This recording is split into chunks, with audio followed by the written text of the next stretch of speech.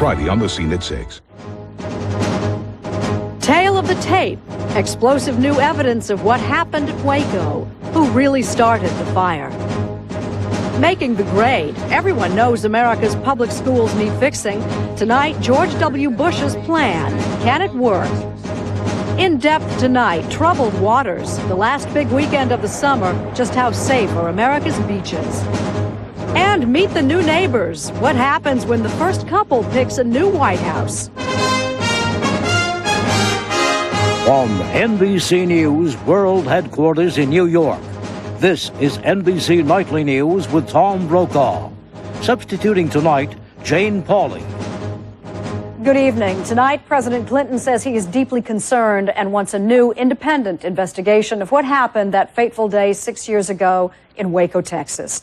And who really started the fire that destroyed the Branch Davidian compound, killing 80 people, 20 of them children.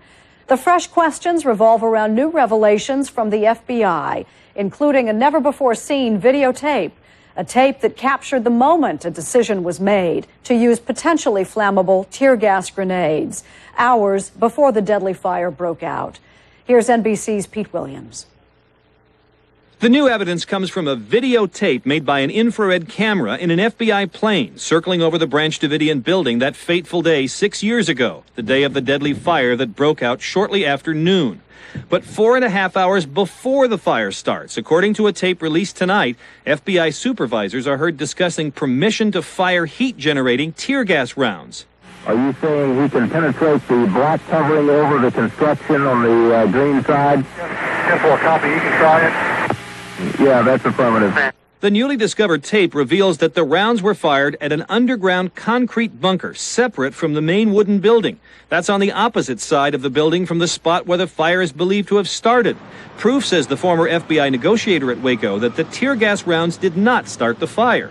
Had nothing whatsoever to do with the eruption of 3 simultaneous fires in the wooden structure compound 4.5 hours later. Nonetheless, the discovery is significant because for 6 years, the FBI denied firing those kinds of rounds anywhere at Waco. But could they have started the fire if they had landed on the wooden building? An expert on military weapons says probably not, that the rounds get hot when they discharge the tear gas, but not dangerously so. If it landed on a piece of plywood or on a desktop or something akin to that on a solid surface, I would not expect that it would start a fire. Justice Department officials say the tape was discovered Saturday at the headquarters of the FBI's hostage rescue team in nearby Virginia. But when the FBI told the Justice Department yesterday about what they found on the tape, officials were stunned. So upset to learn about yet more Waco evidence that they called in U.S. Marshals to get the tape from the FBI, which is just across the street from the Justice Department. A public slap at the FBI. Another reason officials say that Attorney General Reno and FBI Director Free have concluded it will take an outside investigation to clear up what really happened that day in Waco, one of the darkest episodes in U.S. law enforcement history. Pete Williams, NBC News, Washington. Now to the political campaign trail and Republican presidential frontrunner George W. Bush's first major policy speech. The topic, education reform. The proposals blunt, including one proposal to get rid of poorly performing public schools by taking away their money. Joining me now with more is NBC's David Bloom, traveling with the Bush campaign in Los Angeles. David? Jane, polls consistently show that education is the top priority of voters. Today, Texas Governor George W. Bush argued that his record on education is worthy of emulation. And it turns out many educators agree.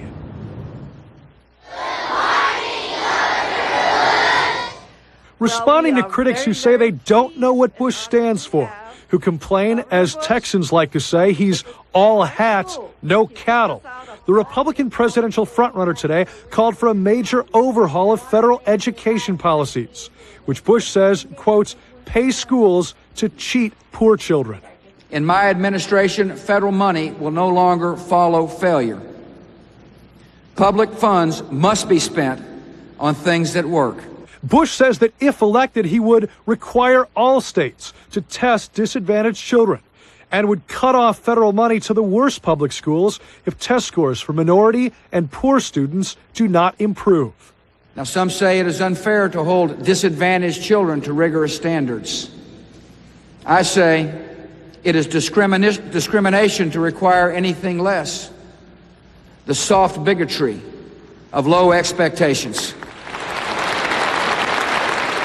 But even as the mostly Hispanic audience in Los Angeles applauds, President Clinton's education secretary attacks Bush's plan because it would allow some parents to send their children to private and parochial schools with public money. Vouchers drain badly needed tax dollars away from the public schools. But if the White House doesn't like Bush's plan, many educators do. One nation under God. In Texas schools, such as Hacienda Heights Elementary in the poor border town of El Paso, test scores for underprivileged students are rising dramatically, earning the Republican governor praise from even liberal Democrats. I would match Texas's improvement in educating every single youngster against any other state. When you look at the data, which is what we do as an organization, you can't help but say, he may be a Republican, but something very important is going on there. In fact, Bush's push for high standards and tough accountability means the gap between whites and minorities is closing faster in Texas than anywhere else in the country. I say that pigment and poverty need not determine performance. But it is Bush's scholarship plan, vouchers, Democrats call it, that's likely to draw the most controversy. Today, Education Secretary Riley said it would amount to abandoning public schools. Jane? Thank you, David. The Vice President Al Gore also out campaigning today and apparently learning some hard lessons of his own about what works and what doesn't in the race for the White House. NBC's Claire Shipman tonight on the Gore campaign makeover, style and substance. Today in Boston, Al Gore on the environment. We caught a jellyfish. Announcing new protections for oceans and offering $5 million to strap New England fishermen. Yesterday in San Antonio, education on Bush's home turf. Both days, both events, testing a new image for the vice president. A more casual look, but insiders say there's more than just a fashion change here. In fact, the Gore camp says this is the second start of his campaign, a second chance to get on track. Former Clinton advisor David Gergen. The vice president went back to his team about 6 weeks ago and said, gentlemen, this just isn't working. This was the Gore campaign of 3 months ago. After a big kickoff, tripped up by gaffes and mistakes, including confusion over staff statements on his abortion policy and controversy over a canoe trip on a river with extra water pumped in to make it look better. In many ways, the smartest thing that Al Gore has done in the last several weeks is to get off the stage, take the production off the road, and rewrite the script. And here's the new script. No more talk of distancing himself from Clinton. Stick with the popular president. Simplify the message. Focus on the economy and working families. Working families depend on the public schools. A new style, casual, and if a suit is a must, out with blue and in with brown, which the staff thinks is warmer. Notes and podiums are gone, replaced by more informal settings like yesterday in San Antonio. Would you mind if I take my coat off? Perhaps most importantly, Gore is said to have given up micromanaging, leaving his campaign in the hands of his staff. But the team is still overwhelmingly cautious, so touchy about the reworked strategy, for example, no one would even talk about it publicly. One thing they do admit, their main focus right now is Bill Bradley, not Bush. I think they've underestimated Bradley from the beginning. And if Bradley can upset Gore in New Hampshire, he is ready with money and organization to go south. The hope that within a few months, Gore's makeover will convince wavering Democrats that he is the best man to beat Bush, because the vice president may not get a third chance to introduce himself. Claire Shipman, NBC News, Boston. Up next, NBC News in depth. As millions get ready for a long weekend at the beach, dangerous conditions, filthy water. We're on the eve of the 21st century, and yet at America's beaches, we still have what should have been a 19th century problem. Untreated sewage at the beach, in the water, where it can make people sick. Is the beach safe for you and your family? The hazards you should know about in depth. And later, just call at the Westchester White House as the Clintons make a deal on a home in the New York suburbs. What are the neighbors saying? You better eat your crust, Richard. Why? It gives you curly hair. If Crust would let me kick a ball 50 yards, then I'd eat it. Tim and Richard loved strawberry jam spread on warm toast. Now they're the 4th generation of Smuckers making it. Now, if Crust got me A's in school, then maybe. Nope. Curly hair. Here, have my curls, Tim. For more than 100 years, with a name like Smuckers, it has to be good. I was ashamed of it. For millions, I'd actually have to hide. gas can be a serious problem, but Phazyme starts to work on contact. To relieve gas, Phazyme Fast. Phazyme, it works just like that. Relieve gas, Phazyme Fast. I work out to keep my body in shape. To help keep my mind sharp, I take Quantera Ginkgo biloba. It helps me concentrate, maintain focus. Why Quantera? All ginkgos aren't the same. The patented Quantera extract was proven safe and effective by doctors in extensive clinical trials. And it increases oxygen supply to the brain. With Quantera mental sharpness, I feel my best. Naturally. If it's not clinically proven, it's not Quantera. Don't wait one more day. Ask your doctor now about Flonase nasal spray, or call 1-800-FLONASE. When your doctor writes your prescription for Flonase nasal spray, you'll be glad you took the time. Why wait? All you want is Flonase. Something amazing happened here in Colorado, Illinois, Connecticut, and California. I ate Quaker oatmeal for 30 days. So did I. It helped lower my cholesterol 12 points. 22 points. Oh, man! We ate ours with raisins. Applesauce. sauerkraut. Really? Really? 12 points. It's oatmeal across America. Yee-haw. Quaker oatmeal warms you heart and soul. Later today on NBC. What we want to do is bring some actual information to daytime TV. Informative, interesting, entertaining. I hope to be able to bring the human element and ask the questions that someone else might not ask. Starting Tuesday on NBC. Tropical storm Dennis is still stalled off the Carolina coast tonight, and officials now say the storm's lingering is actually doing more damage than a single hit from a hurricane would have done. Coastal flooding and sustained heavy surf is causing major beach erosion. And there's plenty of human misery besides ruined vacations. The National Guard had to fight its way through high water to bring military rations to residents of the barrier islands. Which brings us to our in-depth report tonight. Serious trouble at the water's edge. What happens when the water is too dirty for you and your family to swim? There are more than 3,000 coastal beaches in this country, and they're America's #1 vacation destination.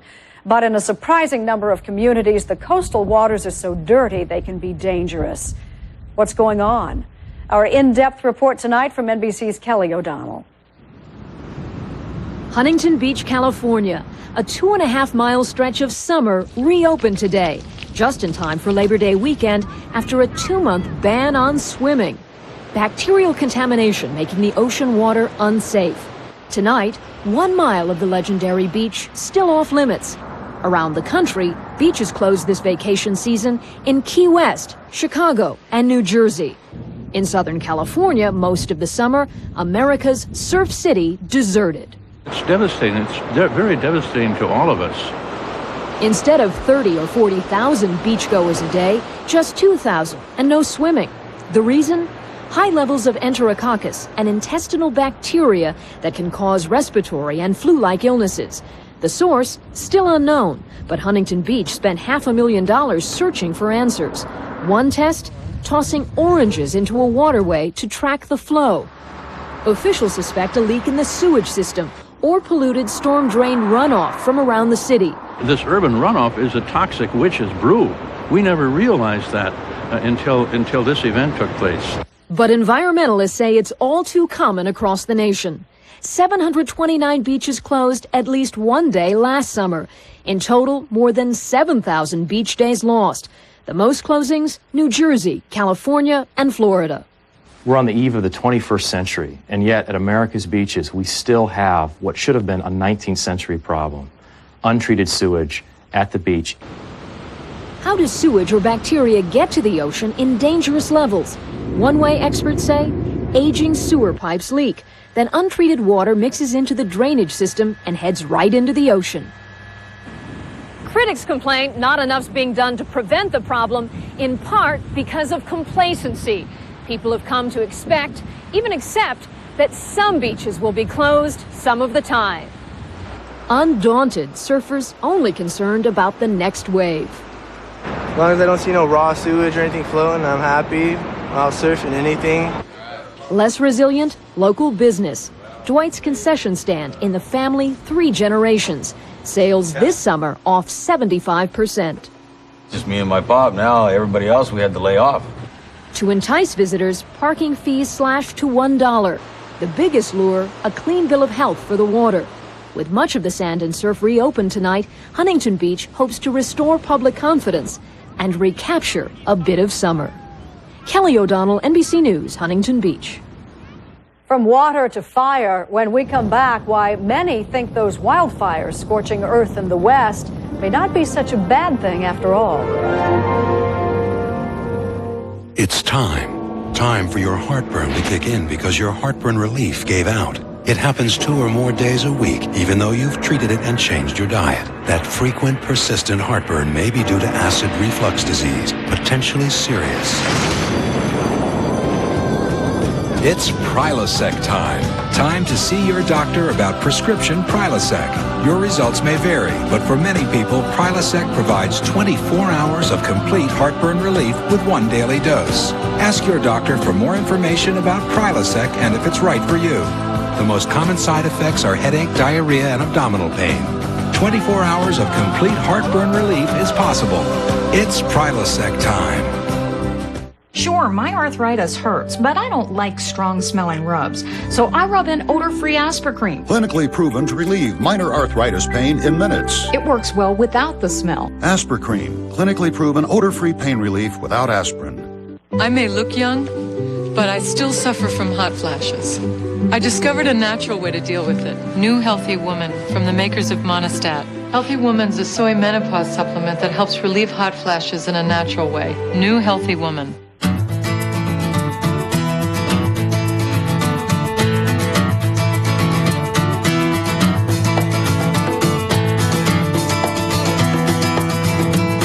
It's never too early to share in your child's education. Gateway makes a PC with an extra kid-friendly keyboard and learning software for very young minds. Call us and get a Gateway Kid Builder PC with an Intel Celeron processor for just $947. Brooks Brothers Eyewear by Luxottica. What do you want people to see? I want you to see wisdom. Yeah, lucky man. I want you to see that tradition doesn't have to be traditional. Ask for the latest Brooks Brothers styles by Luxottica.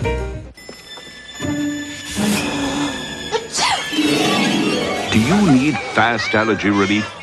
Then you need the power of Zyrtec. Prescription Zyrtec starts working fast and lasts 24 hours. In studies, drowsiness was the most common side effect. Others included fatigue and dry mouth. Most were mild or moderate. To learn more about Zyrtec, ask your doctor or pharmacist.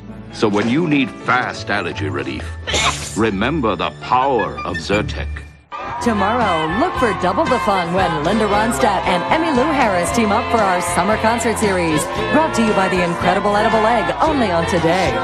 It's like Today, only later. Later today, coming in 5 days. Firefighters in the West may finally be getting the upper hand tonight on the largest of those fires burning out of control. Lower temperatures and lighter winds in the San Bernardino National Forest have made it possible to set more backfires and gain ground in containing the huge willow fire there. In all, a dozen fires still burn tonight in 4 western states. But what looks like a disaster may actually be good for nature. NBC's Roger O'Neill tonight. With fires still burning, with over 4.3 million acres already blackened this fire season, it's hard to imagine this will replace the ashes as soon as spring. Few people today, from firefighters to those threatened, would agree fire is good, but it almost always is. Only you can prevent forest fires. Despite Smokey the Bear's 50-year-old admonition. Remember Yellowstone? Devastated by fire in 1988, almost half the park affected. Now, a shining example of nature's ability to recover from fire. Awash in new growth, Wildflowers, new trees, lush grasses. The park is alive with new animals, from small bugs to songbirds. Yellowstone, scientists say, is healthier today because of the fires. But why are today's fires so big, so destructive? Blame years of government policy which always tried to put fires out as quickly as possible, literally fueling today's fires. They're more intense because the fuel, the natural fuel, the limbs and the debris that would naturally have burned up is now there for wildfires to burn during the hot, dry part of the year. Colorado, 1996, in Buffalo Creek, an all-consuming fire. Flames advanced 10 miles in just 6 hours. Officials say this is a perfect example why fire is needed to keep the floor of the forest clean.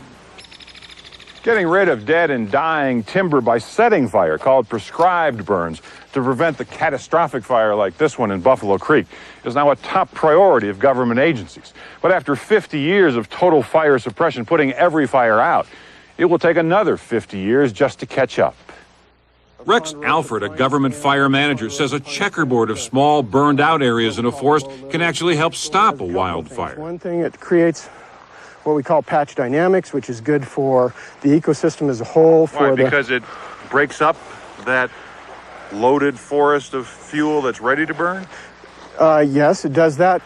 And it's a lot less expensive than the $354 million already spent this year to fight wildfires in the West. San Francisco State's Tom Parker, a biology professor. A lot of animals benefit from fire because the vegetation that comes up after fire is easier to consume and far more nutritious and a lot more abundant. When the fire and smoke clear, it's not pretty, but the blackened landscape is already recovering. In 5 to 10 years, a brand new forest. Roger O'Neill, NBC News, Denver. From the Centers for Disease Control tonight, this milestone on what used to be a common and serious childhood illness. The CDC reports the measles practically wiped out tonight in the United States. Just 100 cases last year, and most of those brought into this country from abroad. On Wall Street today, interest rate jitters were back in full force, sending the Dow down more than 200 points in early trading. But the blue chips managed to recover about half that, finishing down almost 95 points. The NASDAQ lost 16.5. Up next, the Clintons' New York house hunt is over. 11 rooms, a gym, a pool, and a mortgage.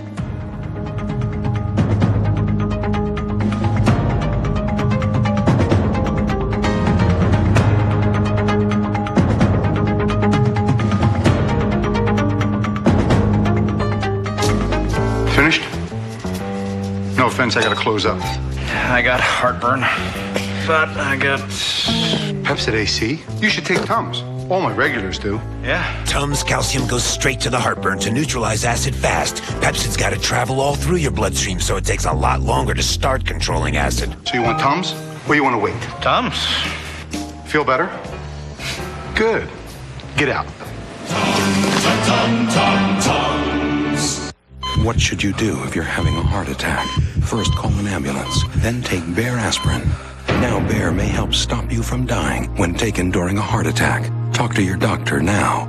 Bayer, powerful pain relief and so much more. Let's try the hefty one zips, please. You ever have to make up your mind to pick up on one and leave. That's easy. Yeah, it is, isn't it? Now let's try the other bag, please. No, ma'am. That's still the hefty one zip. Please put down the hefty one zip. Can you hear me in there? You ever have to make up your mind. Hey, you know what? What? I'm out of one zips. Can I have some more? Hefty one zip slider bags. You slide it, you're done. The best way to cure athlete's foot so it won't come back is here. New Lamisil AT. So powerful, it does what no other brand can do.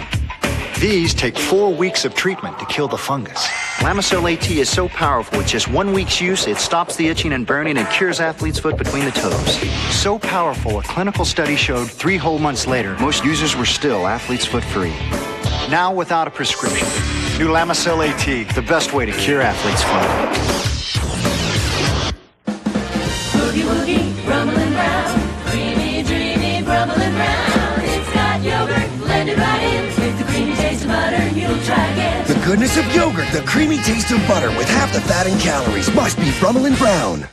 You've dreamed of opening your own place. Now stay healthy and energetic and enjoy it. Give your life a silver lining with Centrum Silver. Its age-essential nutrients may help maintain your immunity and help keep your heart healthy. Give your life a silver lining with Centrum Silver.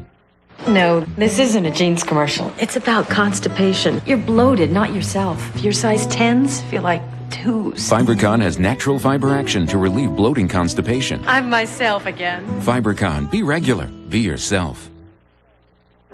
Tonight at 6, he was nearly killed in a drunk driving accident, and now George Jones revisits the bridge where he almost died, but for an entirely unexpected reason. Find out why. And learn why an apparent snafu between state and federal officials may mean putting the brakes on dozens of road projects at 6.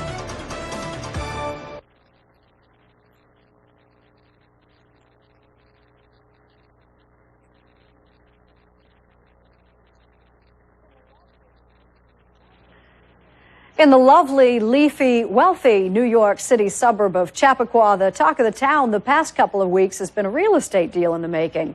An out-of-town couple with a daughter in college looking to buy a nice property on a quiet cul-de-sac. It actually sounds pretty unremarkable unless the family happens to be the first family of the United States. And yes, tonight they have a deal. Here's NBC's Rahima Ellis.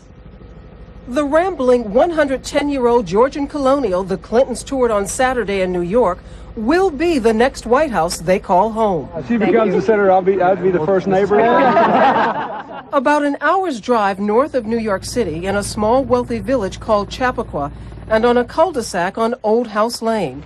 This old house sold for $1.7 million.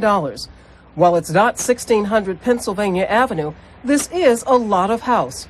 5,200 square feet, 3 stories, 5 bedrooms, 4 bathrooms, 2 fireplaces, a pool, and a 2-car detached garage.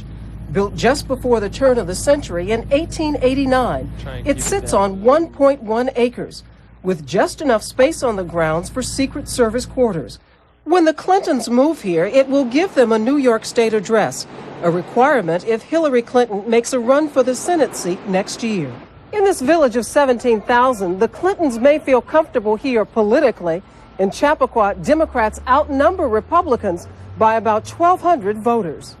For the most part, people here seem to welcome the first family, but have some neighborly concerns. I certainly don't want helicopters over my kids' football practice. There's already traffic, visitors who want to see where the Clintons will live. Mark Tullis, a former town supervisor, says village rules will apply to everyone. Just because he's the president or the ex-president doesn't mean he's not going to have to get his recycling out at 7 in the morning. Tonight, the Clintons have a new home and a new $1.3 million loan. In a statement, they thanked the people who helped them find it. One unknown tonight, when they'll actually move in to number 15 Old House Lane. Rahima Ellis, NBC News, Chappaqua, New York. And that's Nightly News for Thursday. I'm Jane Pauley. Good night.